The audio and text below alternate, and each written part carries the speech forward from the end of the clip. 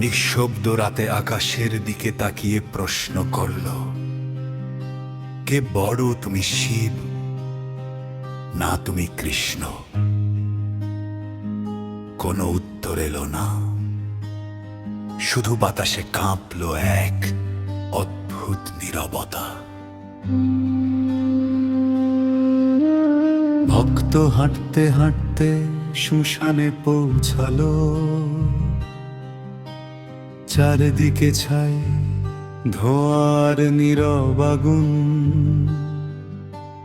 হঠাৎ সে দেখলো এক সন্ন্যাসী বসে আছেন ধ্যানে, গায়ে ভস্ম, চোখে গভীর শান্তি। তিনি বললেন, আমি শিব, যে সব কষ্ট গিলে নেয় নীরবে, যে কান্না শোনে কিন্তু বিচার করে না। ভক্ত কেঁপে উঠল, চোখ ভিজে গেল তার।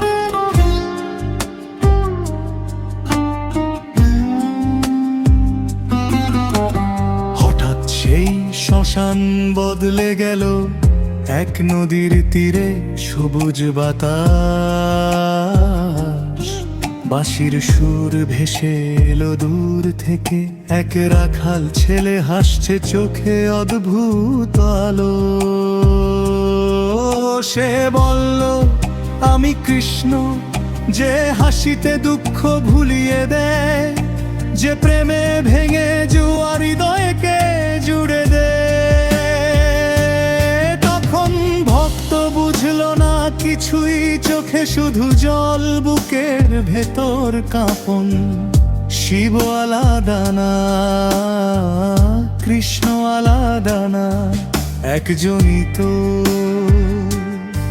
কখনো নীরব কান্না, কখনো বাঁশির হাসি।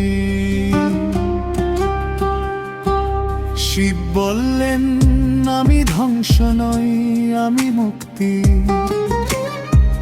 কৃষ্ণ বললেন, আমি যুদ্ধ নই, আমি প্রেম। দুজনের কথা মিলতেই আকাশ কেঁপে উঠল, আর ভক্ত হাঁটু গেড়ে বসে পড়ল। সে বুঝে গেল, ঈশ্বর কখনো নামের মধ্যে সীমাবদ্ধ না।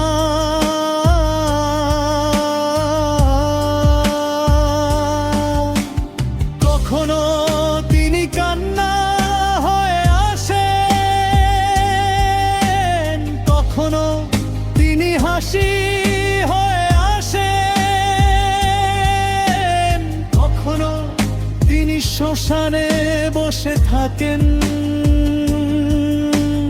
কখনো তিনি বৃন্দাবনের বনে নাচেন। তুমি শিব, তুমি কৃষ্ণ, তুমি এক, তুমি অনন্ত। এই কথাটা বলতেই ভক্তের চোখ দিয়ে অঝরে জল পড়তে লাগলো। কারো এবার সে খুঁজে পেল প্রশ্নের উত্তর না।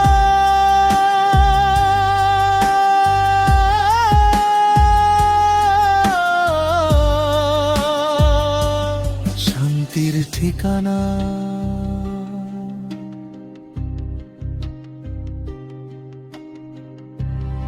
আকাশ তখন ধীরে ধীরে নীরব হলো। শ্মশান আর বৃন্দাবন এক হয়ে গেল মনে। আর শুধু একটাই অনুভব রয়ে গেল, ঈশ্বর আলাদা নয়, তিনি শুধু অনুভব।